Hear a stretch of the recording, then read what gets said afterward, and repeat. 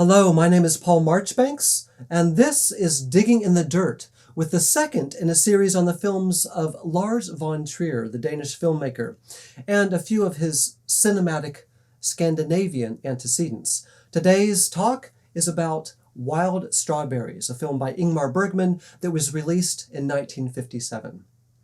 In an interview conducted in 1990, Lars von Trier claimed to have, quote, an intense love-hate relationship to Bergman. He continues, I've seen every single one of his films. In his youth and until the late 60s, he made many masterpieces. Through a Glass Darkly, The Silence, and Persona have all been of tremendous importance to me. End quote. Von Trier goes on to explain that Bergman's later films have proved to be less an inspiration than a low bar against which he has measured his own cinematic efforts. The frequency with which von Trier continues to mention Bergman throughout his career, however, attests to the Swedish filmmaker's profound and enduring influence on our Danish director. Like von Trier, Bergman often threw current personal struggles against the canvas of his latest screenplay, trying to make sense of his feelings and actions by dramatizing them. In the mid-50s, Bergman's most recent musings about love, fidelity, death, and aging all found their way from his cerebral palate and onto the celluloid that recorded Wild Strawberries, a film that explores the intersections of memory, sorrow, and guilt. Though the central figure in Ingmar Bergman's Wild Strawberries is a retired academic, about the age of Bergman's father, Bergman has noted that Isak Borg's issues very much represent his own. They also anticipate many of the questions wrestled with by von Trier. Quite a bit happens on the single day in which this story takes place, much of it internal. As Isak moves towards the evening ceremony that will recognize the 50 years he's held a doctorate in medicine, his mind delves repeatedly into the past and the cavernous depths of his subconscious. The dream sequence, which helps open the film, makes it clear that the elderly Isak has not yet come to terms with his mortality. The specter of death, who literally pursues the hero of Bergman's other 1957 film, The Seventh Seal, haunts the fringes of Wild Strawberries. Raised in a conservative household by a Lutheran pastor, Bergman had long questioned the faith of his father, throwing assurances about the afterlife into question and informing the angst that besets so many of his films. Though his work both on stage and on screen displays an enviable degree of technical skill and writerly confidence, death presented a quandary he could not easily resolve. As the hedonistic Lord Henry of Oscar Wilde's novel The Picture of Dorian Gray confesses in a rare moment of transparency, death is the only thing that terrifies me. Death frightens some because it promises to abruptly end all efforts at reparation for wrongs committed against others. In a life filled with injuries caused by self-interest, most of us have plenty of guilt to carry, assuming we don't believe in a God willing to lift that burden from our shoulders. Bergman appears divided about whether he should even feel guilt. In one of Isak's nightmares, Isak imagines himself charged with not his failings themselves, but the guilt he unnecessarily carries because of those failings. This same dream also, however, suggests that a physician's first duty is not that Hippocratic bit about doing no harm, but making sure that oneself asks others for forgiveness.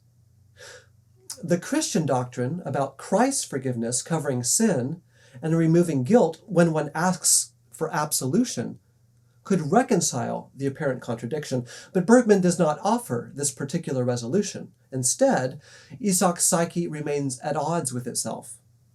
Bergman likely felt a similar unresolved tension whenever he reviewed his own romantic history. He was married 5 times and had affairs with a number of his leading actors, including Harriet Anderson, Bibi Andersson, and Liv Ullmann. Notably, his relationship with the second of these Andersons began while shooting Smiles of a Summer Night in 1955, extended through the filming of Wild Strawberries, and ended soon after her work on his film The Magician. Though I've found no evidence that Lars von Trier had affairs with any of his own actors, he did begin trying to connect with them emotionally while working on Breaking the Waves in the mid-90s, an effort aided by becoming the primary cameraman on his own films. That not all actors have been fans of the ways von Trier shaped their feelings on set is an understatement. We'll contrast the resentment of Bjork with the gratefulness of Charlotte Gainsbourg later. Suffice it to say at this point that both von Trier and Bergman sought to create a dynamic, collaborative space with some of their actors, and adopted very different approaches in doing so. The slippery slopes of romance provide Wild Strawberries with its most obvious subject matter. As Isak's daughter-in-law drives him from Stockholm to Lund for his award ceremony, he reflects on the challenges faced by his own unhappy, long-dead marriage, and those troubles faced by the woman beside him and his estranged son. Has he been an innocent in both predicaments, or is he complicit in those marital problems from which he has habitually distanced himself? In this single day-long drive across southern Sweden, he begins to wonder. 3 hitchhikers, a young woman named Sarah, and her 2 prospective lovers inadvertently aid him in this introspective process. Sarah's difficulty choosing between the 2 brothers, one an empiricist determined to become a doctor, and the other an art-loving theologian, reflects a similar quandary faced by another Sarah, also played by Bibi Andersson, whom Isak once knew, a young and sensitive woman to whom he was briefly engaged.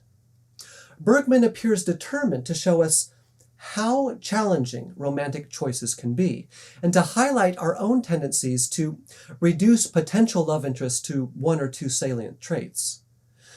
Pigeonholing a companion definitely makes it easier to hold romance loosely, moving fluidly from one partner to another instead of staying the course with a single beloved. Lars von Trier's own characters vacillate between both extremes. Justine of Melancholia desires the intimacy of married life, but has trouble fully embracing the kind of formal relationship which her parents so thoroughly tore to pieces. The Element of Crime's Fisher and Nymphomaniac's Joe both treat sex like an itch that many parties are equally qualified to scratch, while Breaking the Waves' Bess and the unnamed couple in Antichrist limit themselves to the pleasure and emotional release born of sexual intimacy within marriage.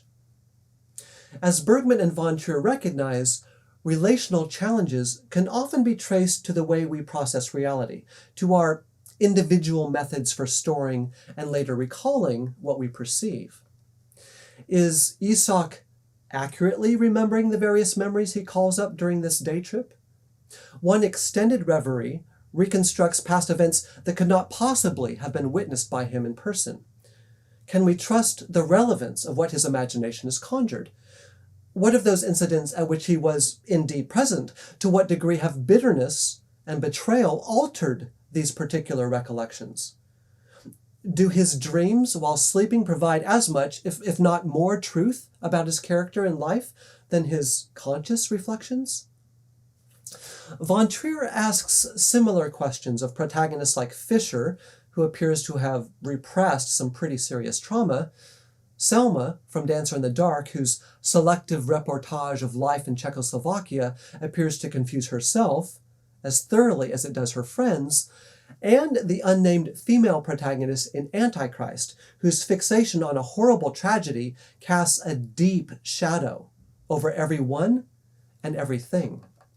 Whether or not hope should be discarded along with faith as artifacts of a bygone era provides Wild Strawberries with its central concern, a query around which all other questions in this film pivot, and a concern which we will find underpinning many titles in Lars von Trier's own body of work.